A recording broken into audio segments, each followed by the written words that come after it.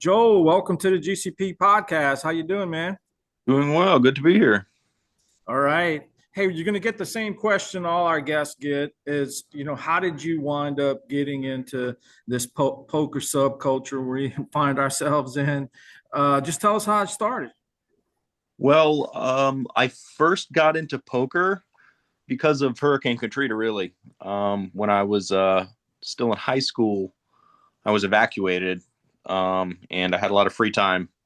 So that's when like the moneymaker era was going on. So I watched a lot of the final tables main event back in the day from like 2003, and 2004, all that time period, and that just captivated me. I was kind of hooked from that point.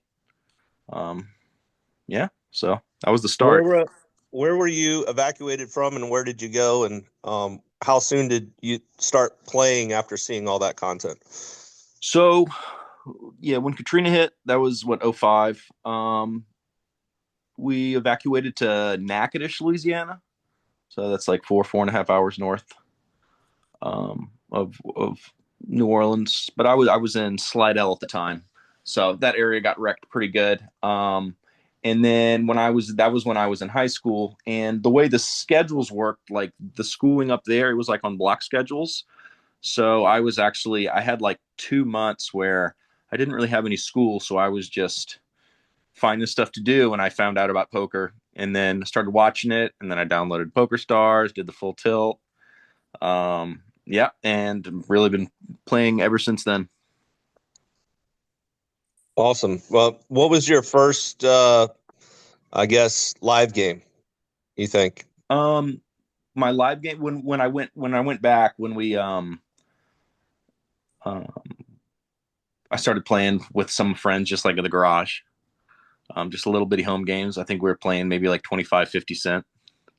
Yep. And then I started going to some of the casinos. I ended up going to Silver Slipper Casino when they had a little poker room, and I had a fake ID, and I used to go there when I was what, 18. That's when I started going there. So that was pretty cool.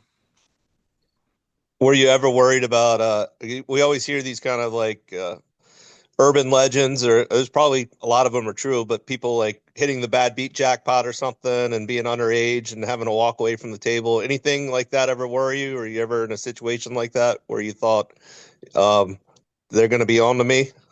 Not really. It was probably just immaturity and not thinking, that far ahead. But you never had any concern. I just wanted to play. Yeah.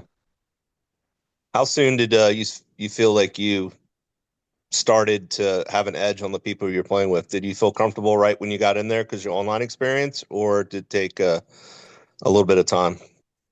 I felt I had a little bit of an edge, but not much. But I was playing like a really low stakes game. I felt like a lot of like things that just came naturally to me just didn't come to others. I was like, hey, that's, seemed like a clear situation where you would, raise or whatnot, and other people just weren't doing that. So, um, yeah, slight edge, nothing crazy. So what did the rest of your life look like at this time? I mean, imagine you're 18, you got a fake ID, but you're also, I imagine, finishing up high school or was college on your radar at this point, or what was Yeah, that I part of life started I like? started going to Southeastern, and I was a terrible student, mainly because poker. Um, but yeah, I would still, when I was at Southeastern, I would go to either Biloxi or New Orleans at least a couple times a week. So So, were so you that that was the struggle pre-21 was still? Sorry. Yeah, I was pre 21. Yeah. so the struggle was, I guess, balancing classes with taking like long, like what like weekend poker road trips. Is that what it was, or was online still? Online must have been a thing at that point, right? It was, yeah, full. I mainly switched over to playing like small full tilt games. But I wasn't like really good. I made a little bit of money off of it, but not much. But everyone was pretty bad those days. For sure. Um, I wanted to ask before we get too far away from it. You said you evacuated in Natchitoches. How long were you there for? What kind of damage did your house have in Slidell? Like, how much of a upheaval was that for you? Was that a long time? And because I know a lot of people couldn't get back to normal life, get back into the casinos and online for a year or two at least, you know. Yeah, I think we were there almost a year. We were evacuated. My house in Slidell, it got 7 feet of water, so that area was Yeah. pretty decimated, really. But yeah, it was, and then that was when I was a junior in high school when Katrina hit, and then my senior year, that's when I started getting into poker a little bit more with my buddies, and I kind of introduced it to them, and went from there.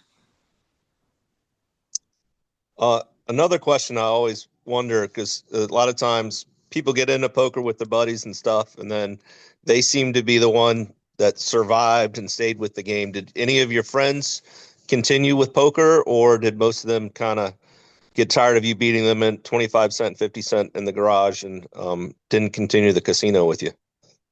I had a few buddies that used to come with me. We would do a few trips here and there, but no one really, it didn't stick with anyone like it did with me. Like I felt I was kind of it was like my obsession in a way. But yeah, still talk to those guys about it and they're happy for me, but yeah, we don't really play too much. Does that obsession ebb and flow as that was what, almost 20 years ago? What are the ups and downs have been like, because we all have this special attachment to poker, and sometimes it's the driving force and sometimes it's not. And, down swings and upswings and all that kind of stuff too play a role in it. How has that been for you? Definitely. Poker's always been a big part of my life, and I've always been really passionate about it, and I've never really lost that flame. I feel like I used to maybe be a little more obsessed, and I would watch every video and listen to everything. Nowadays, I got a 3-year-old, married. There's more priorities in my life, so it's I can't put everything into it like I used to when I was young. But yeah, and I guess even now, like poker still, that's my main source of income, and I've been doing that for almost, I think, 9 years now. Yeah. Well, Yeah, good stuff.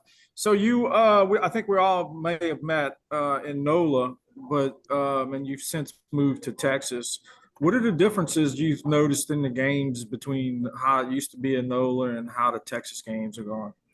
I feel like, well, Texas poker it was illegal for so long. They only had like home games here. There was no casinos. So I felt like it was like 2010 again. Like a lot of people were just a lot less experienced than most areas around the country. And I think that's still probably true. The poker in Texas is, I would say, better games in general than Louisiana. But really, like Louisiana, I feel like when COVID hit, that really did a number on the poker ecosystem there. Like even now, I don't even think the casinos are 24 hours. that's correct. Yeah, even the big boys aren't 24 hours anymore. And you're right. I felt like I think COVID hit, Texas hit, earlier when Florida kind of like, I think they got rid of some of the restrictive rules about putting the amount that you could put on the table, and they kind of opened up at one point in Florida. I think that's chipped away in New Orleans and kind of shifts, and now we're at a spot where the poker games aren't what it used to be, for sure, to put it mildly. But at the same time, maybe Ben and Gene can speak on this too. I feel like there's great opportunity in New Orleans because a lot of the better players have chased the better games elsewhere. Mm-hmm. So, kind of the top of the ecosystem is has left for greener pastures, and there's a lot of opportunity for people trying to grind out a living in the casino. Mm-hmm. You've been back. Do you notice that? Do you feel like that there's a difference in the the cash games, especially? Yeah, they when I came back to visit, they were just a lot tighter. People were just a lot of limping in, playing small ball, trying to get whatever promotion. I felt like when I was living there, and even like a few years prior, the games were really good. They had a 2-5 that would run every day. There was always, the amount of tourism coming in. You'd get all kind of people walking in, and it was a pretty good ecosystem. Yeah. So just to go back a little bit, I'd be interested to hear you talk about like what that calculus was like when you were considering playing full time. I remember, and correct me if I'm wrong, but Bill, you might have mentioned this. Were you like an art major in college and you have some, you sort of some hands-on sculpturing and that sort of, is that part of your background when you Yeah, I got an art degree. I had a concentration in ceramics, so I made a lot of work. Like even I got, you can see this, some of these platters on the wall behind me, Oh, stuff like nice. that. Yeah. So that was my college. Yeah, so how did that like figure in as you were approaching graduation? Was poker sort of yeah, I'm not sure what whether I want to do this ceramics thing full time, let me give poker a shot, or was it kind of the reverse? It was like, poker's my priority. This is what I want to be doing. How did you think about that decision point? I always thought that I would be playing poker part time and having that as a source of income and being able to do, ceramics or whatever other venture I was into. But it just kind of, I was making enough money at poker where that just became my main focus. It was almost like silly not to. I felt like it was just a good opportunity, and I was able to make more money at it than I thought. As I started learning, when I started studying more at poker, it just was kind of a no brainer that needed to be my pursuit. And the decision to go to Texas, I mean, was that a pretty calculated decision for poker? I mean, how did you choose between, I mean, I'm most familiar with Houston. I have some friends there. I lived there before I moved to New Orleans. I mean, you have Houston, you have Dallas, you have Austin, maybe you have some other less well-known markets. I mean, how did y'all settle on Austin? Um, the main reason is we had some family here, and my wife, when we were living in New Orleans, and COVID hit, all the casinos closed down. I didn't have any games to play, and we were thinking about what would be best to do. And then my wife ended up getting pregnant, and then we decided that before we had our daughter, we needed to move somewhere if we wanted to get out of New Orleans. And Austin was a no brainer because she had two sisters here, and I have a sister here as well. So yeah, mainly family, and then the card clubs. I had came a few months before and played them, and I was like, oh, this is pretty good. And then even having just the way they do it there with you pay a seat fee instead of like a raked game.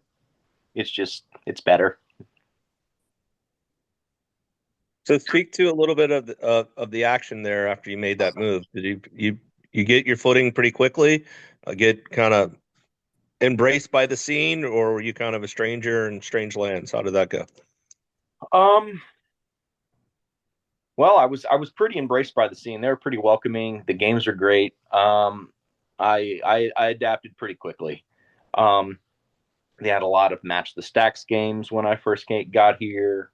People didn't know how to play it very well at all, and they had their I felt like there was a lot more money in the Austin area than there was in New Orleans, so it was great. Yeah. Let me ask you another question about your your background as an artist. To me, it's kind of weird. I know that in some ways poker solved, and um, there's big math basis to it, but I feel like I find times to be creative in poker and to take kind of weird lines.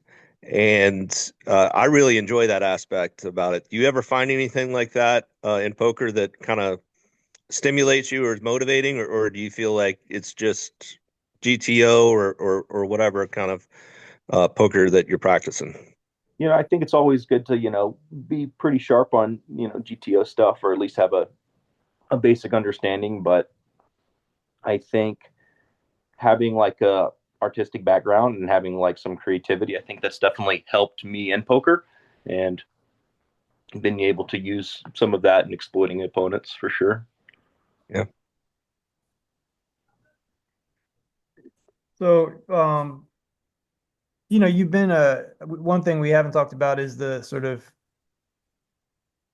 the breakdown between tournaments and cash. And I'd love to hear you talk a little bit about how you think about your schedule. And you've had some good tournament scores over the years, but it feels like over the last couple years, you had two massive scores, both of them being at the uh the lodge, right? So yeah, maybe talk a little bit about how you think about that interplay, like how much cash you're playing every week and how much you're trying to set yourself up for the big tournament scores. Because I mean, you basically you basically lived the dream there that one tournament, right? It was like 400 spun up into over 300K, right? Yeah, that was pretty So ridiculous. that's a thing. Yeah, yeah. Um, Still, I guess I'll start with cash has always been kind of like my bread and butter. Even now, I probably play probably 80% cash and 20% tournaments. Since having, some tournament success, I definitely have the itch for playing more tournaments more. That's really all I want to do these days. Um, so, um, but yeah, I think now, especially in Texas, I feel like the cash games aren't quite as good as they used to be, but it seems like the tournament scene is just getting bigger and bigger. So that's I think that's going to be more of the way that I would like to go in the future for sure. Yeah, that's interesting. I've always told people, there's a lot of young people come on the scene. They have some early success, and we've probably all heard it. I'm going to start playing full time. And if they ask me for advice, but I'll always say to them, make sure you play both cash and tournaments. Yes. Use the cash to help pay for your tournaments until you kind of get established. I just feel like it's more consistent. Do you agree with that? Do you think that's been one of the reasons you've been able to play for so long and now have all the success that you've had? Or do you think it's okay to be specialized in one or the other? I don't know how people just do tournaments. Like to me, that's kind of crazy unless you're selling a lot of action or swapping a lot and you're like really networked. Doing tournaments full time is seems a little too crazy for me at least. And then when you really think about it, like there's enough variance in poker as it is, but in tournaments, you can go on a downswing that's way worse than you can imagine. Yeah. So definitely, definitely, I would recommend for anyone start if you're a good winning player, you got to play the cash and that'll pay for your tournament buy-ins. Yeah. I think Gene and I, but way back, we both had that same attitude. Especially when we were playing more, it was you got to have cash to kind of support your tournaments, and you know, I think that's smart. You Yeah, agree, Gene? yeah, definitely. Instead of playing a satellite to get into a $400 tournament, I'd rather just go put a couple $100 on the cash table and see if I could spin up 100, 400, and then just immediately leave and go buy into the tournament. Mm-hmm. Yeah. Doesn't take as long either Yeah, compared to satellites. I know many people that do that with blackjack, though I wouldn't recommend it. that But might. Yeah, maybe not the best idea either. Yeah, exactly. the old blackjack satellite. Joel, do you play the pits? Do you play any of the pit games? And, No? not at all. I'm really just a poker player. The Sure. table games, pits, all that. Like I've never really been interested. I played a little bit of like the Ultimate Texas Hold'em. Like I went on a cruise not too long ago, and I was playing that. That was pretty fun, but it's really just not my thing. Good stuff. How is your family and your wife's family? How are they with you playing poker professionally? You've done it for so long now that everybody's cool with it. Was there any pushback, or still is pushback? Um, My wife's family has always been very supportive of what I do, and you know, and that's been great. My family, on the other hand, not as much. Now I got a big score. I guess they can accept things a little bit more, but they just kind of put gambling in a box, Mhm. and not really even understand much about it. There's a lot of misconceptions they have. But yeah, Yeah. the go ahead. I was going to say it is really difficult for people maybe outside of poker, outside of gambling to discern the differences. Even I'm sure you've told them I don't play anything else but poker. I'm not a gambler, and I've tried to tell people that, yeah, because I'm similar to you. I really don't play any of the other casino games unless I'm specifically there not for poker. You know what I mean? Then I'll allow myself to kind of to let loose a little bit, but that's not often. But yeah, it is difficult for people without that experience to kind of understand that distinction. I can Yeah, see where you're coming from. a lot of people just think of it as the same as like blackjack. They just don't really, know the difference, Yeah. and it's hard to explain it to them. So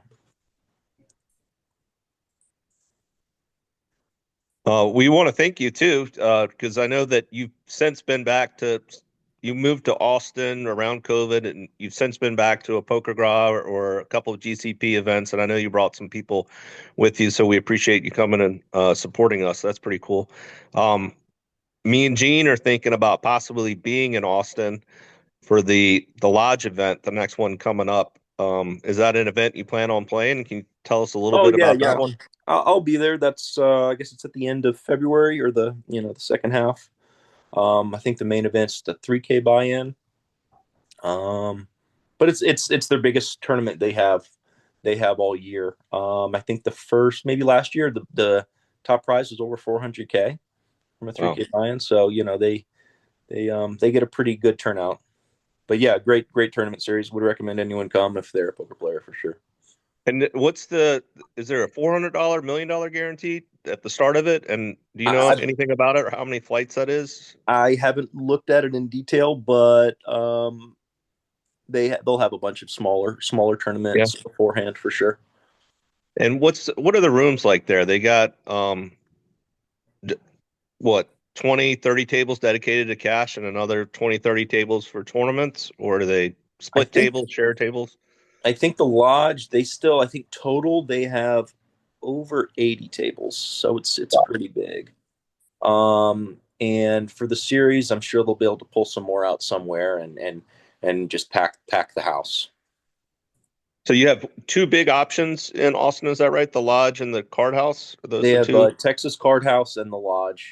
Both of those are in competition with each other at this point. I guess the Texas Card House, they opened a location in Austin. I guess it's been almost a year now, maybe a little less. Yeah, almost a year now.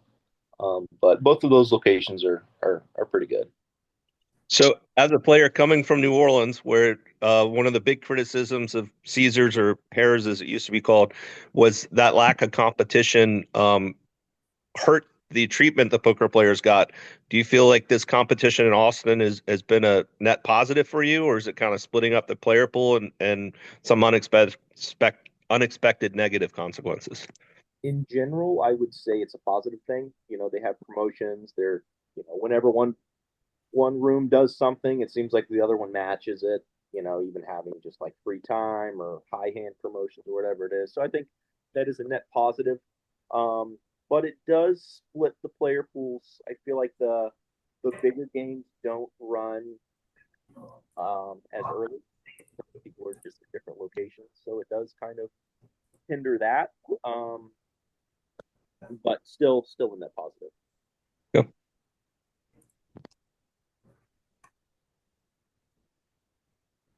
Well, we're still on the lodge. I would love to just kind of hear a little bit more about the most recent big score you had, if you can kind of walk us through that tournament, because I think it's always exciting when I imagine there was a little bit of sun running involved at some point. But how did that tournament play out from wire to wire? Yeah, so it was just a little $400 buy-in. I think there was like 20 something flights between the location in Austin, and they have a the lodge has a San Antonio location as well, so they had flights going there as well, and it was like I think a 2 week thing when they just had first flights all over the place. They had 20 flights. I think it might have been even like 27. I don't remember the Can exact. y'all think? Can any of y'all think of a tournament with more flights than that? I've never heard of a Wow, tournament that's with 20. crazy. That's Yeah, that's. I saw there was like over 5,000 entries. yeah, it was I, 54-67 like total, like which is that's it's pretty ridiculous.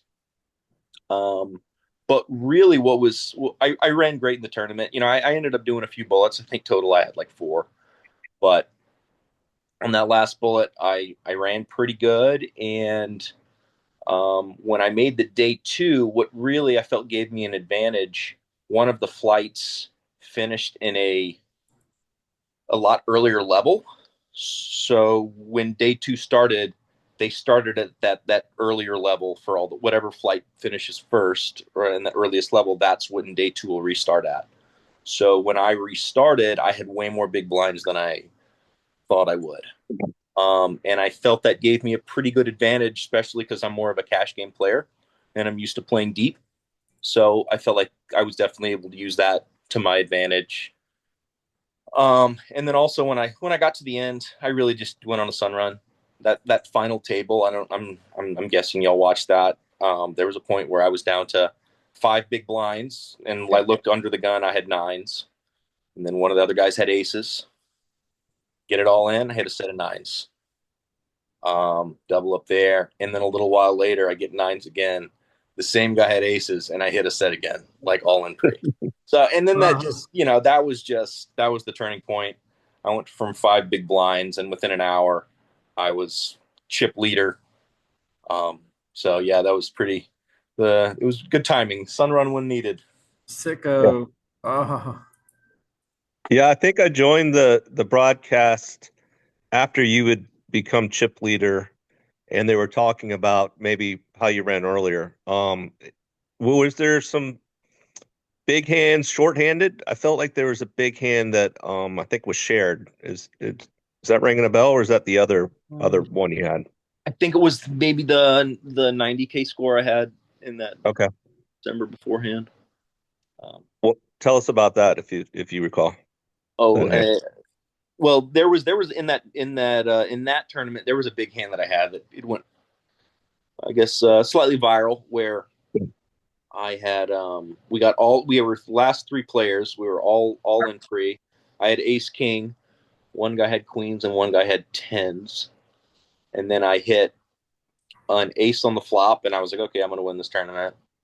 Then the other guy hit his queen on the turn, which gave him a set, and then the last card, I think it was a 10 to get the other guy a straight. So that was kind of one of those crazy hands where I think I'm good to go, and end up doubling up the short stack and got Right, the that was on. your 90K score. So what happened after that? If I recall correctly, it worked out okay. Is that right? Yeah, it worked out. I ended up still winning, but it was definitely like a momentum shift. I had a lot of confidence, but then after losing, that hand, it was a grind to keep that confidence for sure. Yeah. So looking forward, what's on your radar? I know your situation's changed. You have a 3-year-old. You're kind of anchored in Austin. Are you looking to travel much to play tournaments? Are you looking to kind of stay closer to home? What are your plans?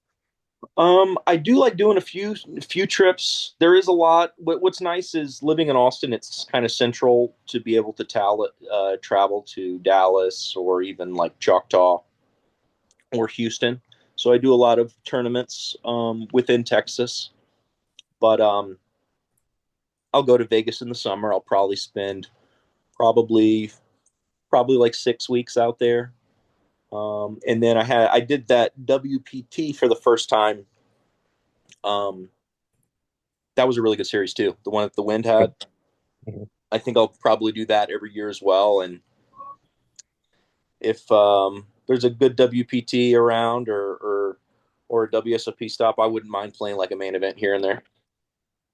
When you go to Vegas in the summer and I'm assuming you play a lot of cash as well as you pick and choose your tournaments. What What venues do you recommend, and where do you like to play best, and where have you had the most success? Um, so when I go to Vegas, I honestly I mainly play WSOP, the big events, just to chase a big score. Um, I think the Aria runs really nice tournaments as well. The Aria and the Win, I think they do a really good job. So, but probably my favorite tournaments are just well, probably like the Aria 800s. Those are great, and they have those like running every day. If you get a little burned out on WSOP, I'd recommend probably hopping over there. Okay. But I honestly, when the summer's going on, I don't really play that much cash. I just try to stay in that tournament gear. Um, but I think Really? Okay. my first year going out there, I think was with all y'all when we got that house with Steve and those other guys. That was a good year. Yeah, that was a lot of fun. Have you Uh, ever played the main event? Yeah, I played the main event. Played it this last year. Um, I Any did not make the traction? money though. Uh, it was actually, the main event. It's a great tournament in so many ways, but I just feel like the WSOP doesn't run things that well. Even when I was playing and you got so many people from different parts of the country and the dealer doesn't know how to speak English, so how's she going to enforce, English only at the table and just all kind of there it's I think they have some work to do, but they still get the biggest turnouts and it's still the main event, so what do you think? I'm assuming you got in pretty early on day one and utilized your advantage as a cash player with those deep stacks. Was that really comfortable to you, or would you almost prefer a little faster structure just if you're playing um tournaments? honestly I think I might even prefer little faster. 2 hour levels I think's a little much. But yeah, I do think it definitely catered to cash game player being that deep and that long. Um, So and yeah, there's what did you think the mistakes that the lesser players were making were more exaggerated in that format, like easier to spot for you because of your cash game experience? Or I think so. Yeah. yeah, Yeah, the main event's interesting because you have, some of the top guys play it, but then you have all these people that are in there. It's like a bucket list thing. So you really have to be able to navigate a field and find out, where someone's skill level is at. And if you're able to do that pretty easily, that's probably the best way to navigate.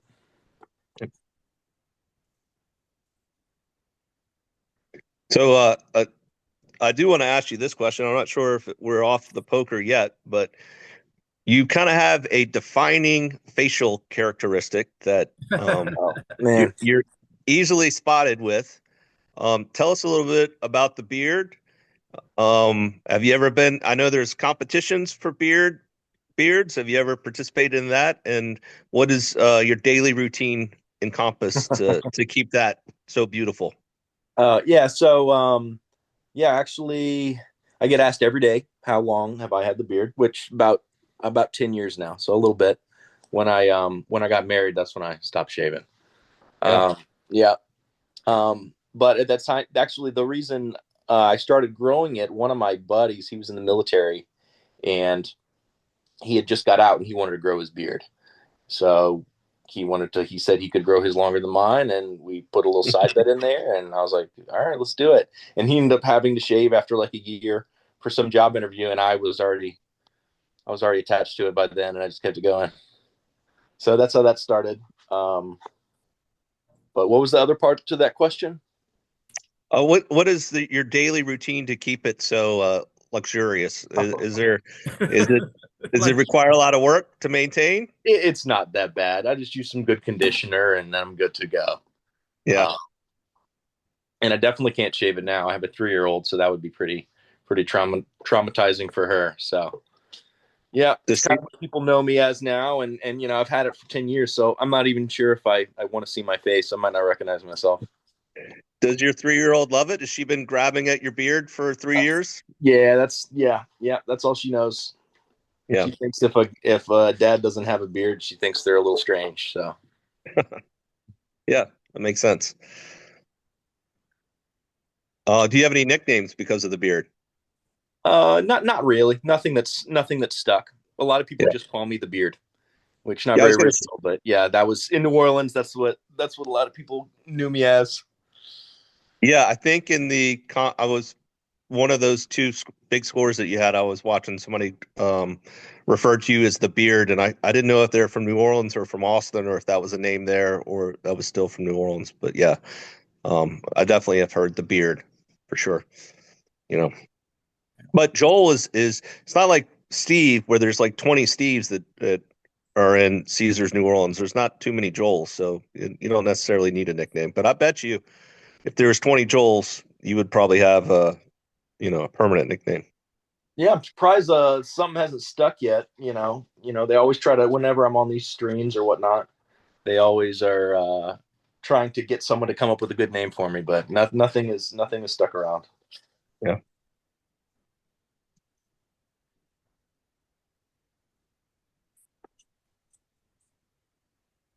Jane or Ben, you got any quick questions for Joel? I think I'm good. Yeah, me too. Is there anything that you want to talk about that we didn't get to, Joel? Um, well, maybe just how are things going with GCP and what's next for y'all and how yeah, how do y'all like, things in New Orleans? How's it going there? We like it.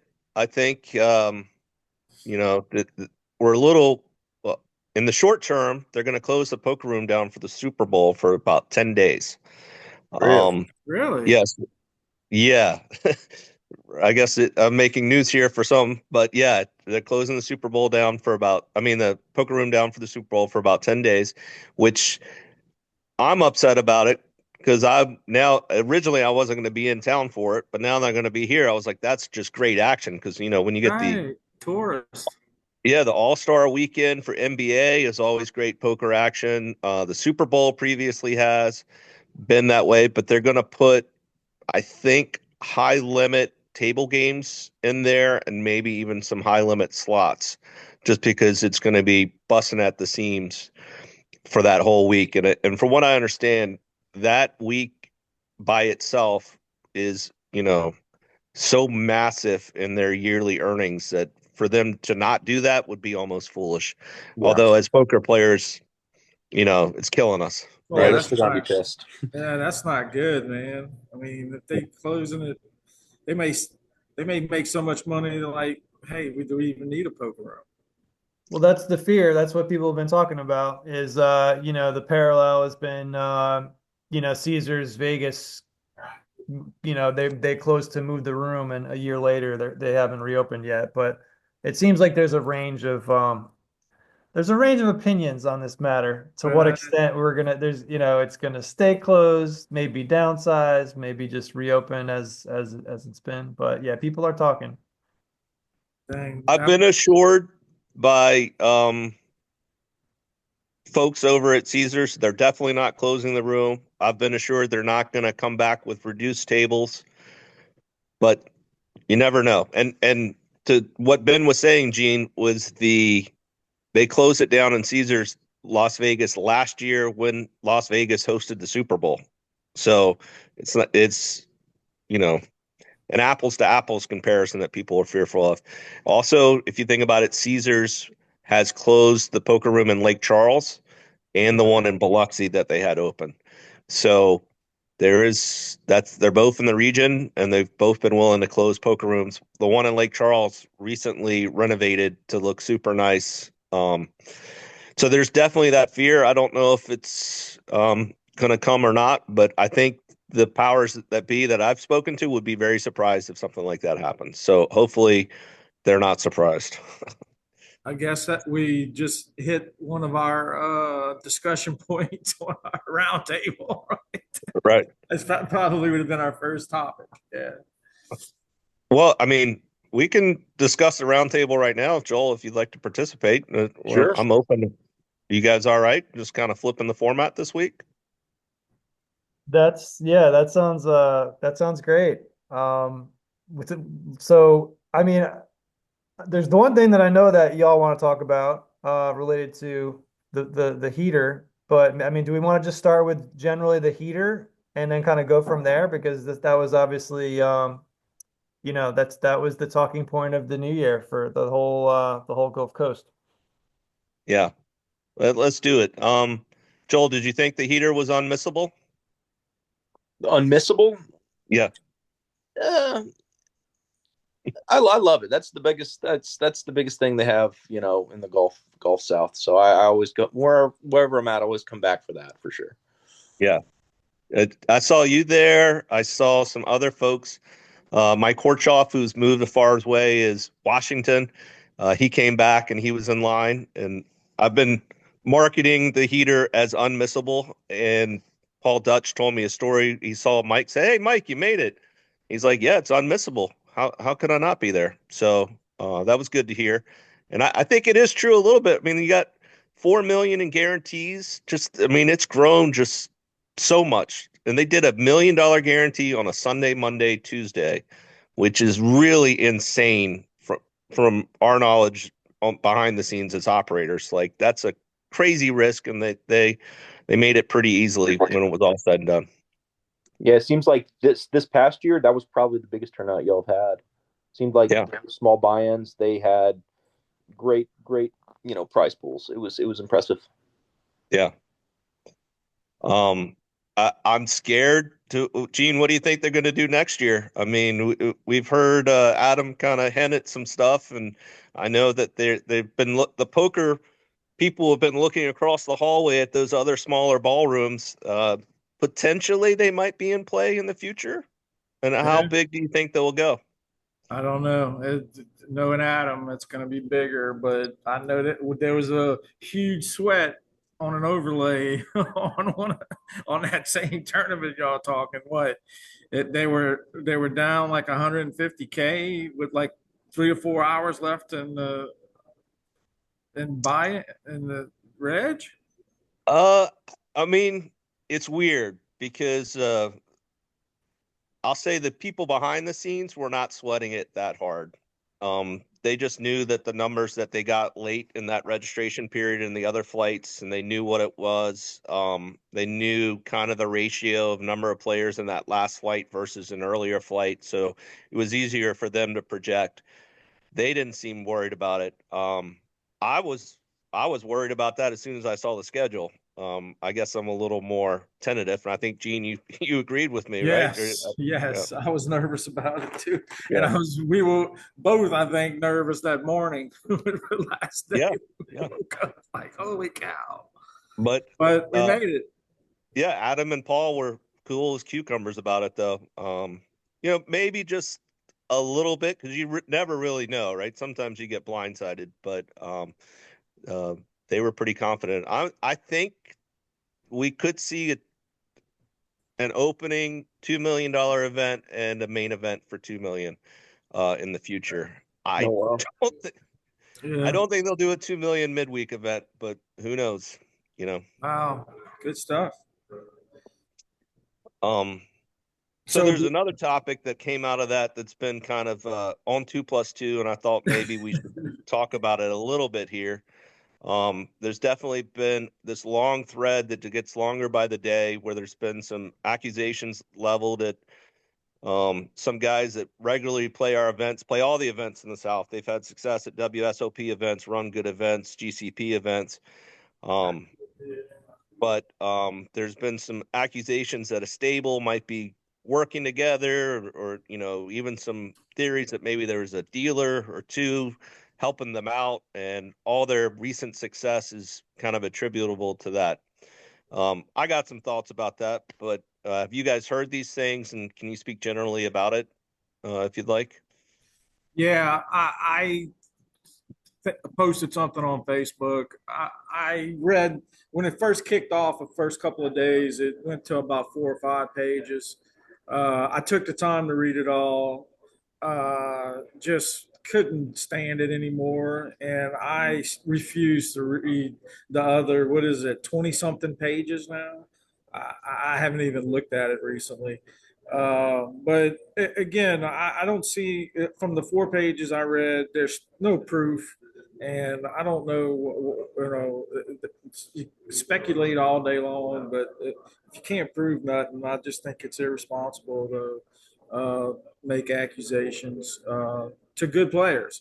Everybody has acknowledged that these guys get chips and they're good. They're good, and they are good. We know that, and we're the same way.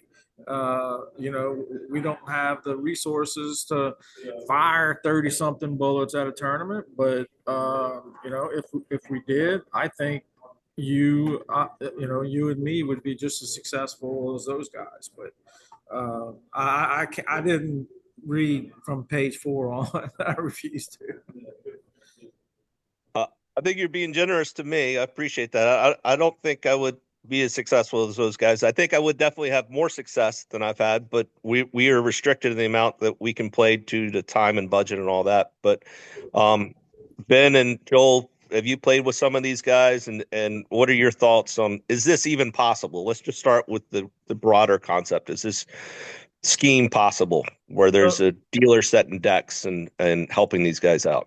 So even I'll just say something and by way of clarity, and just so, if I know, Joel, you weren't even aware of what was going on, and for the listeners who haven't heard of this thread, we'll post it in the show notes. But I'll just go ahead and read the first post, which really encapsulates the whole. There's been 400 posts, 25,000 views.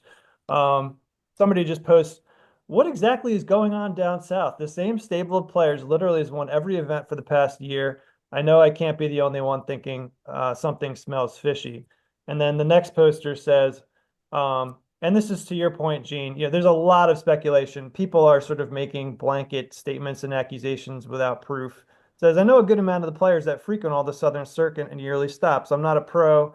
However, I always ask my buddies about what they think is going on. From the info I hear, it seems there's a network of good, competent tourney players that are using every possible quote unquote advantage afforded to them within the rules and ecosystem of casinos and card rooms without actually cheating, but they still could be. They swap, stake, have same backers. They study together online and in person. I've had buddies try to spend money to get in their quote unquote courses. They chip dump in important spots in tourneys similar to passing a baton in a relay race. They squeeze play unknowns when it's profitable. None of this is really trackable or so egregious that it gets noticed, so it's tough to stop things that are in the gray area and pre-planned by these players." And I'll just say, in addition, because this is a public forum and because two of these players have chimed in the thread, the first one is Cody Stanford, who people on the Gulf Coast will know. What did he finish? He shipped the triple stack, right, for like 180K. Is that right? And Correct. finished third in the main. So just a monster series. So Cody chimes in, and Preston McEwen, who listeners will also most likely know, total crusher. He was out at the WPT. He's had a lot of great scores. He's chimed in as well. So that is sort of the accusations in a nutshell.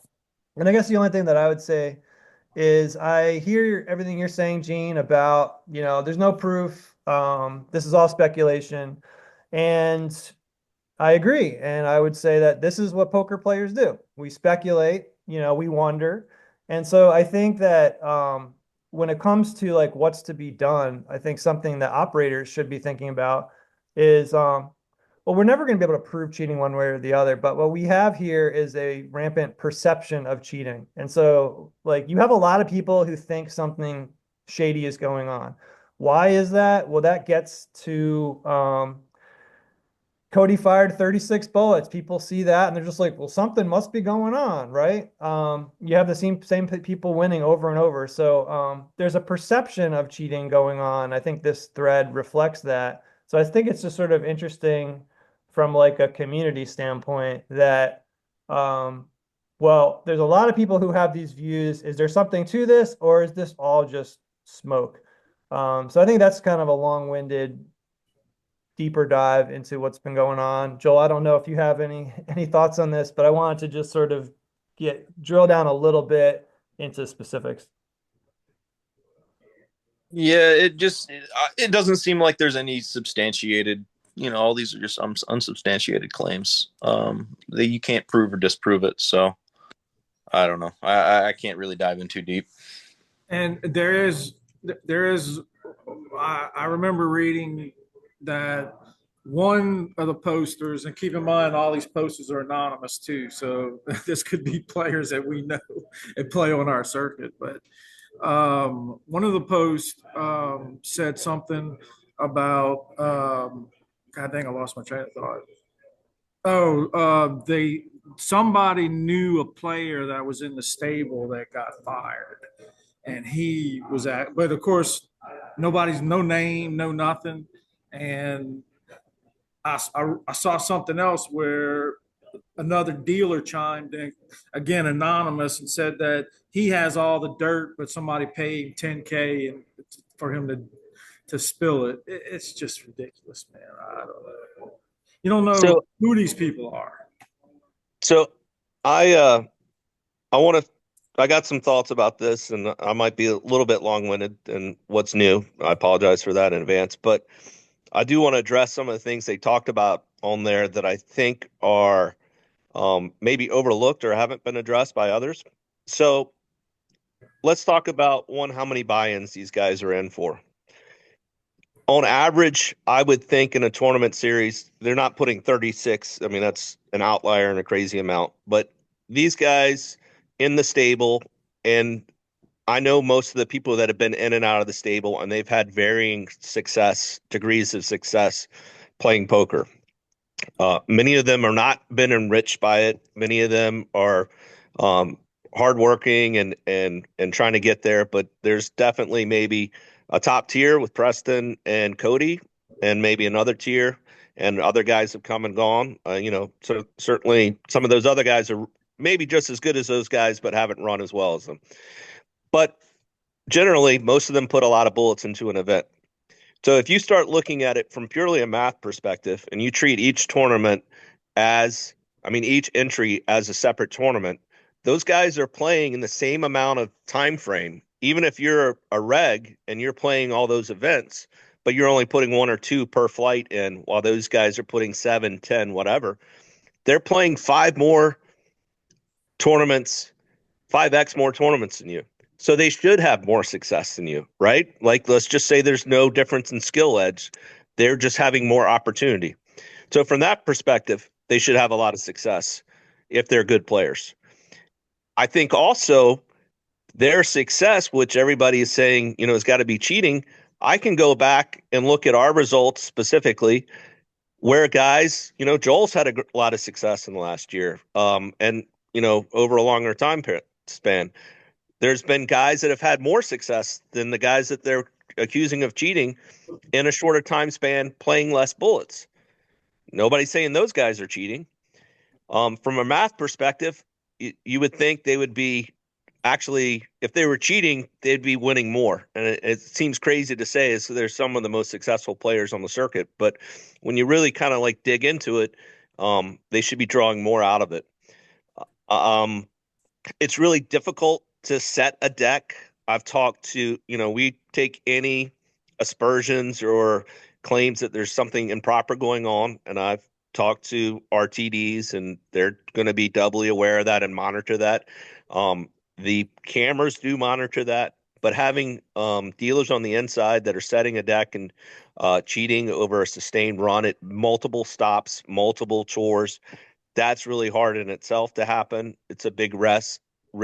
And then you're talking about these Confederates splitting up this pot of money, right? One guy Yeah. could get rich from it, but now all of a sudden you got multiple dealers, you got multiple people that all got to keep quiet. Nobody's talking about it. Like it's dwindling results. Also want to speak personally.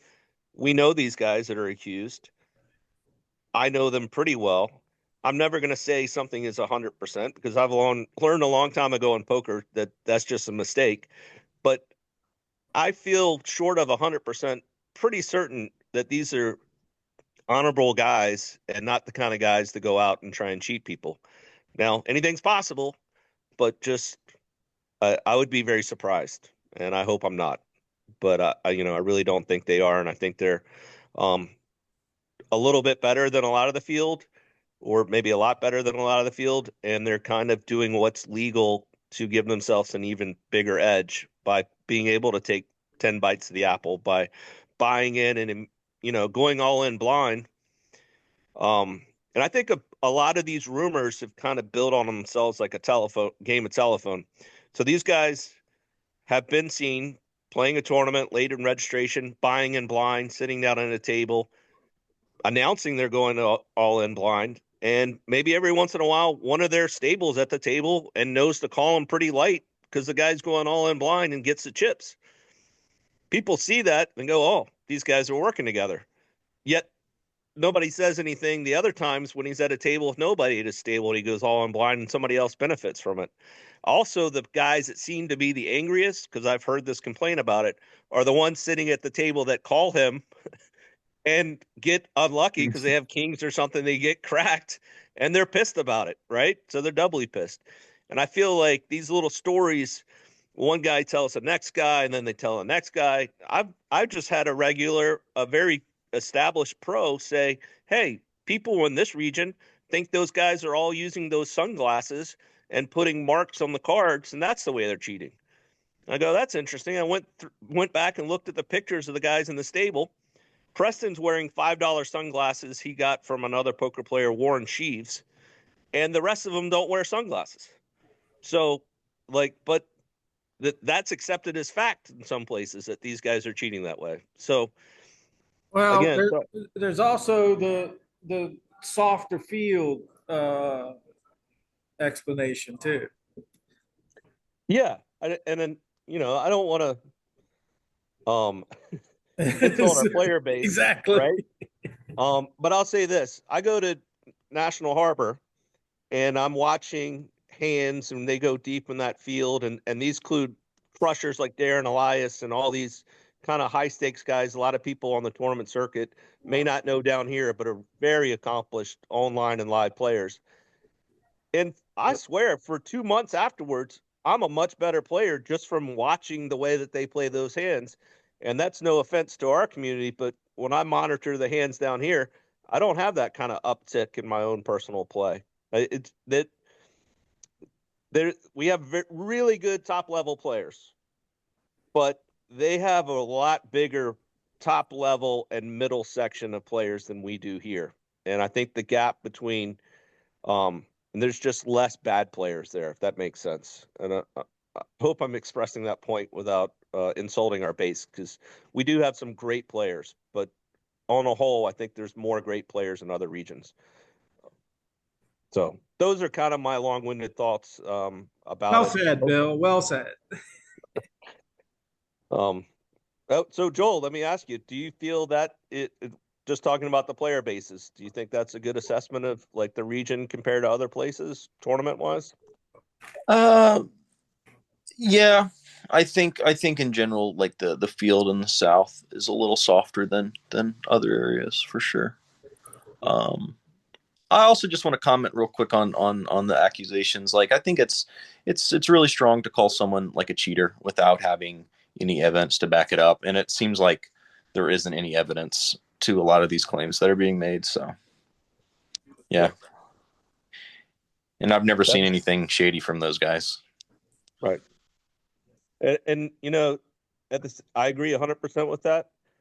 I will say that it is important, if you see something funny, to say something. Go talk to a floor, go talk to a TD, go talk to an operator, go, I maybe wouldn't do it on message board behind an anonymous name and call out people, but you should say something. We should be vigilant about it. It's important. And, at a minimum, all of our events are going to be more closely looked at from this. But like Joel said, calling somebody a cheater without any like hard evidence or rumors or stories you heard or stories somebody you trust knows 100%, but you haven't seen it with your own eyes is, I think, dangerous, Yeah. Any other topics, guys? That was a long one. Well, I think one thing that we often do that hasn't been talked about is what's next on tap for GCP. Okay. So in the short term, our next event is Pearl River, the next Million Philly. It's our 10th million Philly since we took over from the previous people helping them with the tournaments there. We got some things planned. I recently put a post on our Facebook requesting people to submit ideas for things they'd like to see, and we're going to try and have a big schedule and put a lot of stuff in and try stuff out. And we got some stuff planned for people. It's also our Tournament of Champions, or our GCP Tour Championship, excuse me, which will lead off that event. And any players that's been in the top 10 of any of our events or any of the events that we cover, like the heater, from March to March is eligible to play in that. Anybody that's been in the top 20 of any of our main events is eligible to play in that. And that will be, I think, a $500 buy-in. And previously we added a 10K WPT World Championship seat. And then the next year we added about 14,000 in seats to GCP and GCP covered events added to the prize pool. I think the top 5 all qualified for a seat at the Beau Rivage heater. We're hoping to go bigger again. We're not all of that is finalized yet, but that's some good stuff for people there. And then right after that, back to back is Cashada in Kinder, Louisiana, which we're an event we really love and we're hoping to grow because they got great facilities and we think we can kind of duplicate what we're doing at Pearl River. It's just a matter of time of getting people to see that venue and play that event and grow it, you know. Anything you guys are looking forward to in the near term and on the poker calendar? I may be in Austin, so and potentially there might be some GCP stuff in Texas. We'll just leave that as a teaser, but that would be fun if that's the case. Yep.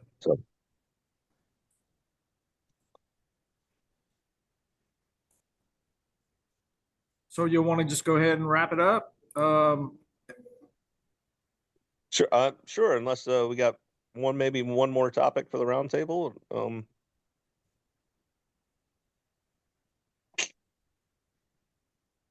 Yeah, sorry for lack of preparation. I didn't put the time in to get us a list of things to chat about. But 3 things is good, huh?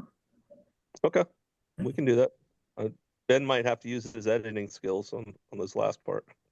I don't know. I kind of like to let it ride here. You know, you get the gritty reality over here at the Gulf Coast Poker Podcast.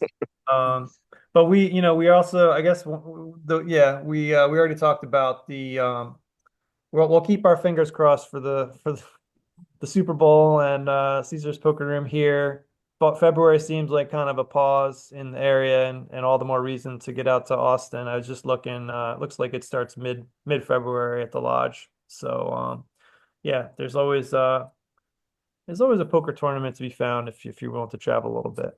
That's right. I'll give them a little plug. I do know that the lodge is doing, for if you come in for their 3K main event, I think they're going to give players maybe a 2-night credit for a hotel stay so that you can get a free room if you have that main event receipt and you go and talk to somebody at the lodge. It may only be 1 night, but I think it's around $400 or something like that. So that could help you out if you're planning on traveling and playing the main. So Joel, thanks so much for chatting with us and staying on for the roundtable. It's always good to catch up. We miss you over here, and yeah, thanks again. Yeah, for sure. Thanks, it had been too long. It's good to catch up a little bit. yeah, there was one thing I did want to kind of touch on a little bit. You're talking about the action in Caesars, and I remember playing a lot of cash games with Joel, and I think losing a guy like him is difficult because Joel was a crusher, and I lost many a big pot to Joel, I think. But he also had a way of getting action on the table. So, like, I was able to benefit sometimes by him being able to create these big pots. And we miss you for that, Joel. So, even though you might have been taking my chips, I think I benefited more from you being there and getting other people's chips than I lost to you. So, we need more players like that back in New Orleans because anybody that's good at getting the table to get a little looser with their bankroll is a benefit to all of us, especially nits like me. Thanks. Yeah, I miss those days. Those are some fun games we had for sure. Yeah. All right, Joel. Keep in touch, and we'll talk soon. All right, y'all take care.